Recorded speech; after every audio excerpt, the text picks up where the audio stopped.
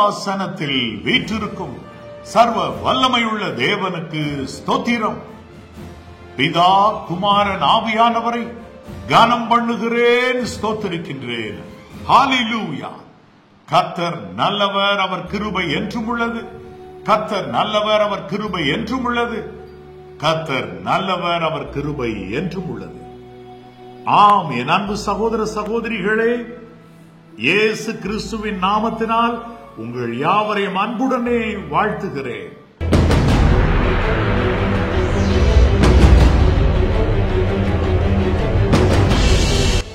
மாந்திரிகங்களை ஜெயிப்பது எப்படி என்ற இந்த நிகழ்ச்சியின் மூலமாய் தேவனுடைய கிருபை, ஆம், அவர் அளிக்கும் ஜெயம் உங்களுக்கு உண்டாவதாக என்று இயேசுவின் நாமத்தினால் அன்புடனே வாழ்த்துகிறேன். மாந்திரிகங்களினால் ஏராளமான குடும்பங்கள் அழிகின்றன. அநேகருடைய தொழில்கள் நலிந்து போகின்றது. அநேகருடைய சரீரங்கள் நோய்வாய்ப்பட்டும் அவர்கள் சிக்குண்டவர்களாக, பலவிதமான பிரச்சனைகளில் மாட்டிக்கொண்டவர்களாக தவிக்கிறவர்களாகவும் இருக்கின்றனர். சில குடும்பங்களில் மரணத்தையும் சிலர் அடைகின்றனர். அடடா, இந்த மாந்திரிகம் மெய்யாகவே இருக்கிறதா? இருக்கத்தான் செய்கிறது. ஆண்டவர் சொல்லும் பொழுது பில்லி சூனிய பாவம், அதற்கு ஒப்பாக இரண்டகம் பண்ணுதல் இருக்கிறது. ஆம், அது ஒரு கொடிய பாவம் தான். அது கொலைக்கு சமானமாக இருக்கிறது. கொலை செய்யாதிருப்பாயாக என்று ஆண்டவர் சொல்லி இருக்கிறாரே. இது மாந்திரியங்களை செய்து அநேகரை குற்றுயிராக்குவது, இவர்கள் விருப்பப்படி அவருடைய வாழ்க்கையை உழைப்பது, அவர்களை கொல்லுவது என திட்டம் போட்டு செல்லுகிறதற்கு அவர்கள் பயன்படுத்துவது மாந்திரிகம். மந்திர தந்திர பில்லி சூனிய ஏவல் கிரியைகள், சூனியங்கள், தகடுகள், தாயத்துகள் என ஏராளமான விதங்களை வைத்து, மை வைத்து, அடடா, இப்படியெல்லாம் செயல்பட்டு குடும்பங்களை கவிழ்த்து போடுகின்றனர். என் அன்பு தேவனுடைய பிள்ளைகளே, பணம் கொடுத்தால் மந்திரம் செய்வார்கள் என்று ஓடுகிறவர்கள் இருக்கிறார். ஆனால் ஒன்றை நீங்கள் புரிந்து கொள்ளுங்கள். ஒரு மனுஷன் ஒருவனை கொன்றால் அவனுக்கு இந்த உலக அரசாங்கத்திலேயே தண்டனைகள் இருக்குல்ல, ஆயுள் கால தண்டனை எல்லாம் போட்டுறாங்கல்ல. அப்படி இருக்க பரமபிதா இதை பார்த்து கொண்டு இருப்பாரோ? இல்ல. ஒரு நாள் வரும், அவர்கள் பலவீனப்படும் நேரம் வரும். யாருக்கு விரோதமா இவர்கள் என்ன செய்தார்களோ, கபடற்றவருடைய ரத்தம் சிந்துகிற கைகள், அப்படிப்பட்ட கைகள் தேவனுக்கு முன்பதாக மகா கொடூரமானதா இருக்கிறது. தேவன் ஒரு நாள் சறுக்கலான இடத்தில் அவர்களை நிறுத்துவார். அவருடைய கால் தள்ளாடும், அந்நாளில் அழிவார்கள். என் அன்பு தேவனுடைய பிள்ளைகள், வேண்டாம். ஓகே, மாந்திரிகங்கள் அவைகள் நமக்கு விரோதமாய் செயல்படாமல் இருக்க வேண்டும் அல்லவா? நம்பர் 1, சத்தியத்தை அறிவீர்கள், சத்தியம் உங்களை விடுதலையாக்கும். என்ன சத்தியம்? நம்மோடு இருக்கிறவர் பெரியவர். ஆம், தேவன் பெரியவர். தேவகுமாரனாம் இயேசு மகாராஜா மிகவும் உயர்ந்தவராய் இருக்கிறார் என்பதை நாம் மறக்க கூடாது. வேதவசனம் என்ன சொல்லுகிறது? சங்கீதம் 68 வாசிக்கிறோம் 17, தேவனுடைய ரதங்கள் 10,000ங்களும் 1000,000ங்களுமாய் இருக்கிறது.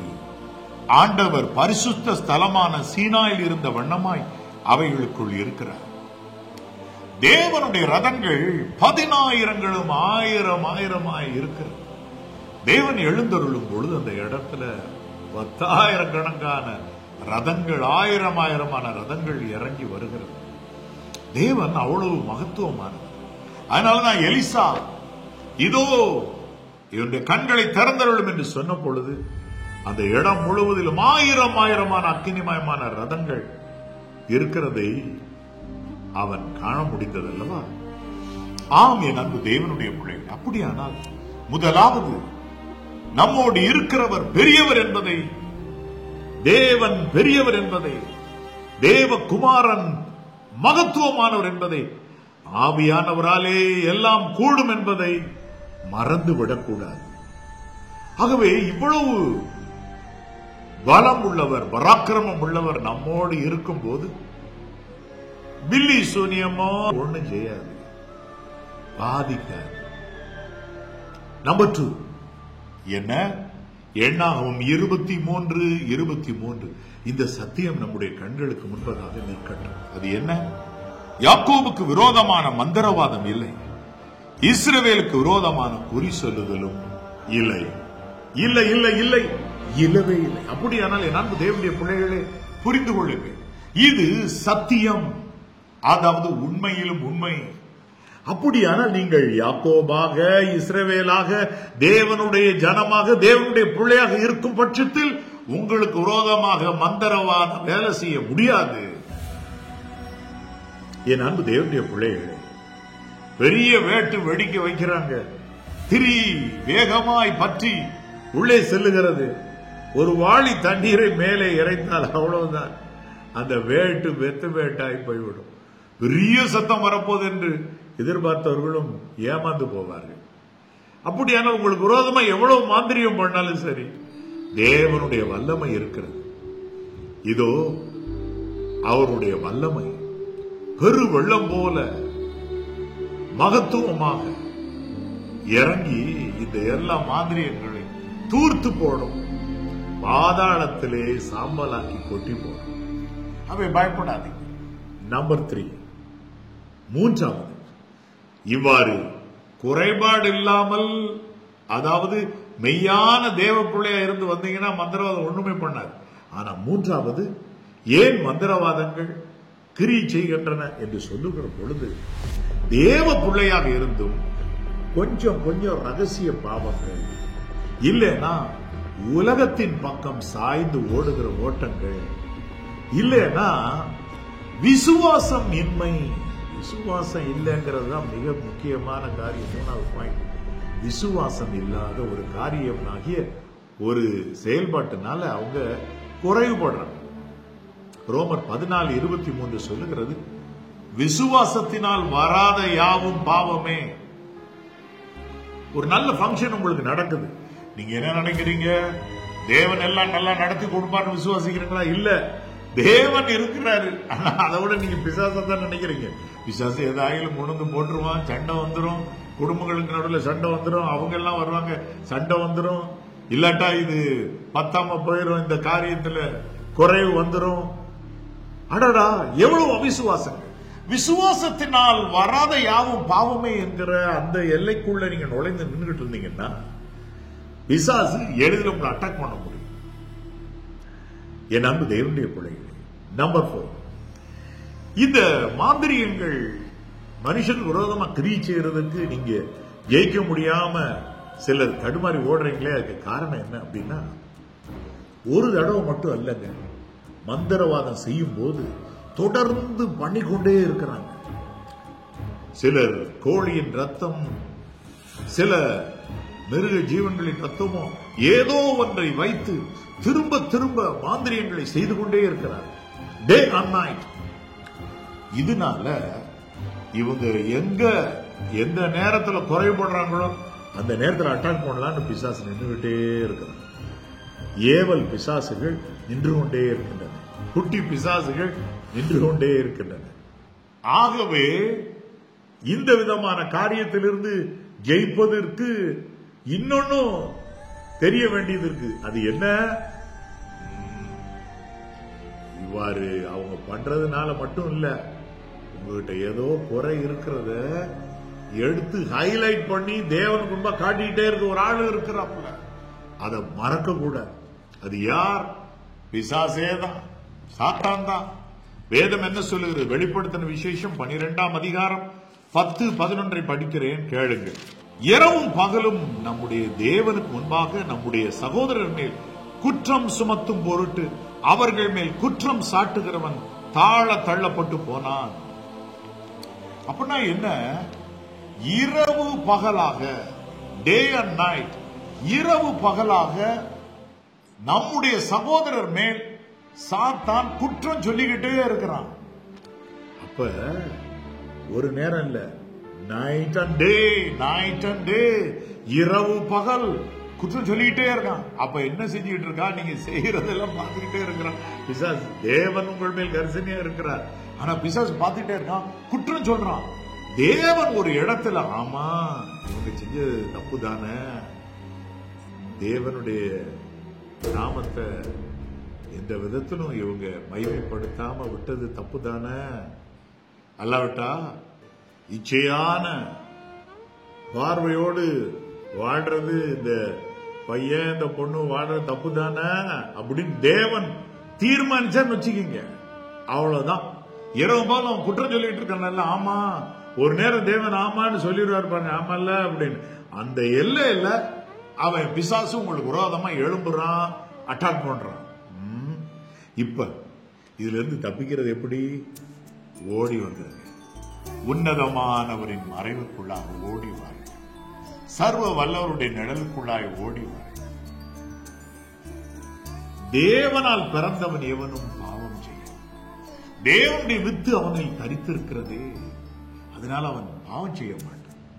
ஆகவே என் அன்பு தேவனுடைய பிள்ளைகளே, மெய்யாய் கிறிஸ்துவின் ரத்தத்தினாலே உங்கள் பாவங்கள் நீங்க கழுவப்பட்டு பின்பு தீர்மானத்தை எடுத்து தன் பாவங்களை அறிக்கை செய்து விட்டு விடுகிறவன், அந்த விட்டு விடுகிற ஒரு தீர்மானத்தை எடுத்து டெசிஷன் பெர்ஃபெக்டா நின்னுட்டீங்கன்னா, இரவோ பகலோ அவன் என்ன குற்றம் சொன்னாலும் தேவன் ஒன்னும் ஆமாப்பா அப்படின்னு சொல்ல மாட்டார். அப்ப உங்க மேல எந்த தாக்குதலையும் தொடுக்க முடியாது. பிசாசு வெள்ளி சூனியமோ மாந்திரியங்களோ வைப்புகளோ ஏவல்களோ சூனியங்களோ எது பண்ணா ஒன்னு உங்களை சேதப்படுத்த மாட்டாது. என் அன்பு தேவனுடைய பிள்ளைகளே சேதப்படுத்த மாட்டாது. ஓகே, இப்பொழுது நீங்கள் இந்த மாந்திரியங்களை ஜெயிப்பது எப்படி? நம்பர் 1, இரவும் பகலும் உங்க மேல குற்றம் சுமத்திக்கிட்டே இருக்கிற பிசாச முழுவதுமா வெட்கப்பட்டு போச்சு.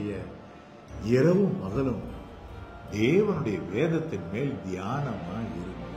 நம்பர் 1, இந்த வேத வசன தியானம் வந்துருச்சுன்னா உங்களுக்கு விரோதமா கட்டப்பட்ட பிசாசின் எல்லா சதிநாச மோச திட்டங்களாகிய எல்லாம் அப்படியே தவிடுபொடியாகி விழ துவங்கிவிடும், முற்றிலுமாய் சாம்பலாகி போக துவங்கிவிடும். இரவும் பகலும் அவருடைய வேதத்தில் தியானமா இருக்கிற மனுஷன் பாக்கியவான், பாக்கியம் உள்ளவன். உங்களுக்கு பாக்கியம் உள்ள வாழ்க்கை கிடைச்சிடும். பயம் வேண்டாம், கவலை வேண்டாம், கலக்கம் வேண்டாம். ஒரு சிறு மணல் அளவு அதை போல இருக்கிற பொடி துகள் போல இருக்கிற அணுவை புலந்தாலே பெரிய சக்தி வெளிப்படுகிறது. பெரிய பெரிய அணுகுண்டுகளை, அணு ஆயுதங்களை கூட தயாரிக்க சிறு அணுவை பிளக்கிறார்.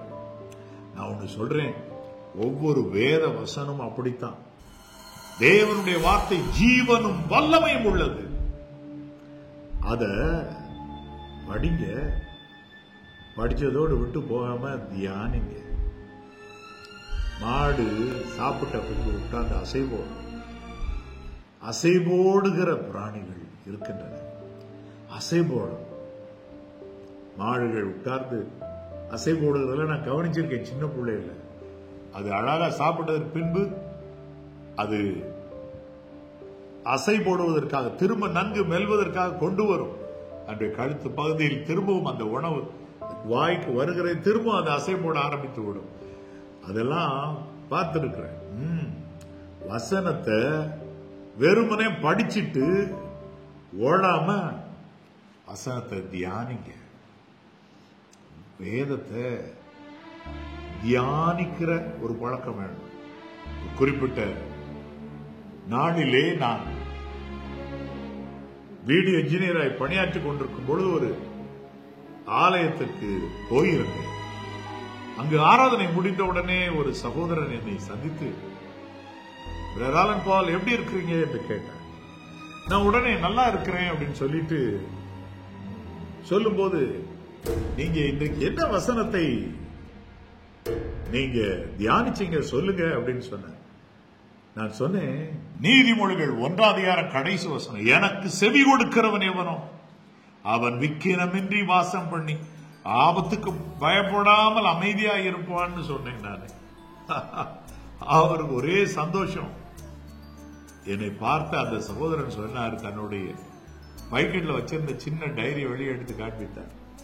இதே வசனத்தை அவரும் அந்த நாள் தியானிச்சு எழுதி வச்சிருந்தார்.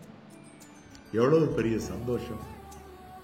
வேத வாக்கியங்களை ஆராய்ந்து பாருங்கள், அவைகளால் உங்களுக்கு நித்திய ஜீவன் உண்டென்று எண்ணுகிறீர்களே என்று ஆண்டவர் சொன்னார். ஆம், வேத வாக்கியங்களை ஆராய ஆராய ஆராய தியானிக்க தியானிக்க மாந்திரிகங்கள் எல்லாம், அப்படிப்பட்ட மந்திர வல்லமையெல்லாம் தூரமே போய்விடும். நீங்கள் இவ்வாறு மாந்திரியங்களை ஜெயிக்கலாம். நம்பர் 2.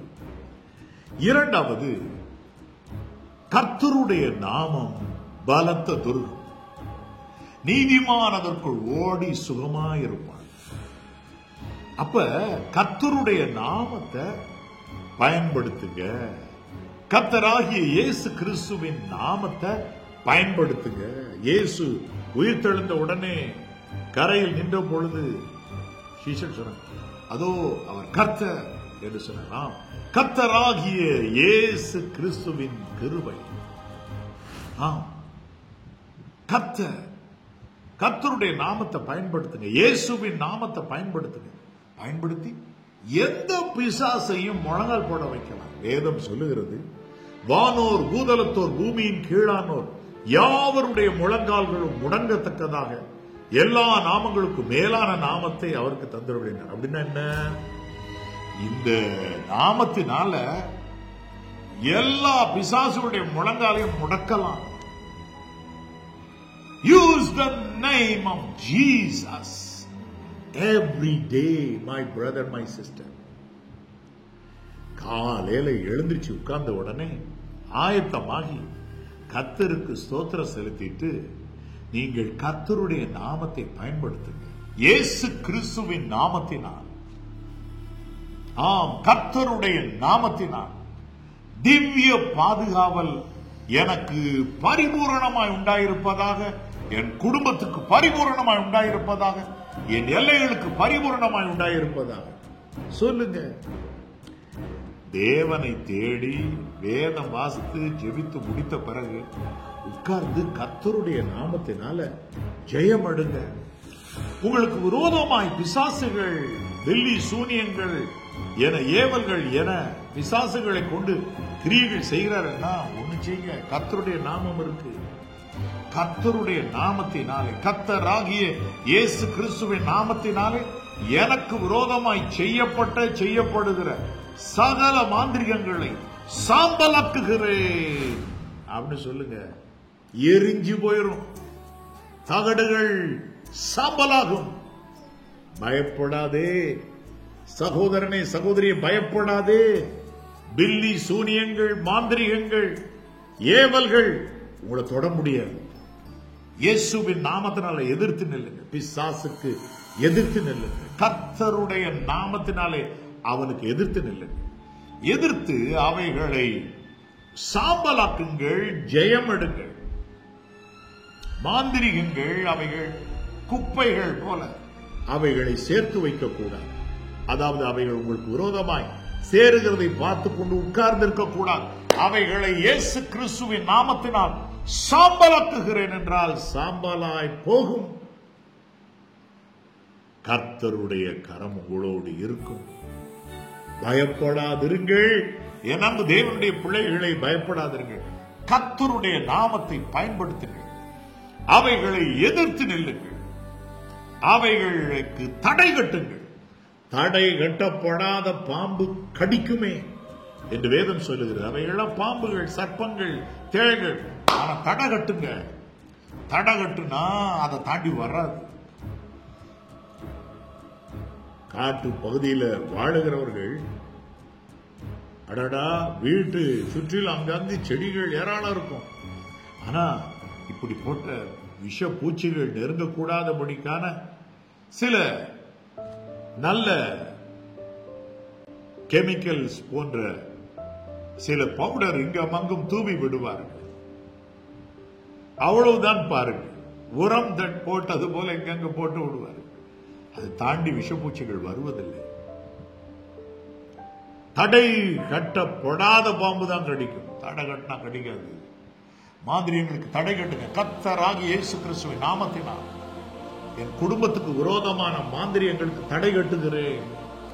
எல்லாவற்றுக்கும் மேலாக ஜெயிச்சிருங்க. என் குடும்பத்துக்கு விரோதமா செய்யப்பட்ட சகல மாந்திரியங்கள், பில்லி சூனியங்கள், ஏவல்களை கர்த்தருடைய நாமத்தினால் ஜெயிக்கிறேன். கர்த்தருடைய நாமத்தினால் ஜெயிக்கிறேன். கர்த்தருடைய நாமத்தினால் ஜெயிக்கிறேன்.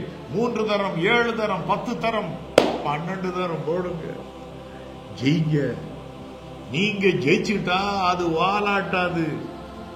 அது ஓடி போகும், அகந்து போகும். ஒன்றன் பின் ஒன்றாக வருதா சொல்லிட்டே இருங்க. காலையில, மதியம், இரவு படுக்கைக்கு செல்லும் போது 3 நேரமும் போட்டு அடிச்சு ஜெயிச்சுக்கிட்டே இருந்து பாருங்க. அதுக்கு பின்பு அதன் மேல முழு ஜெயம் வந்த உடனே நீங்க நிம்மதியா உறங்க ஆரம்பிச்சு.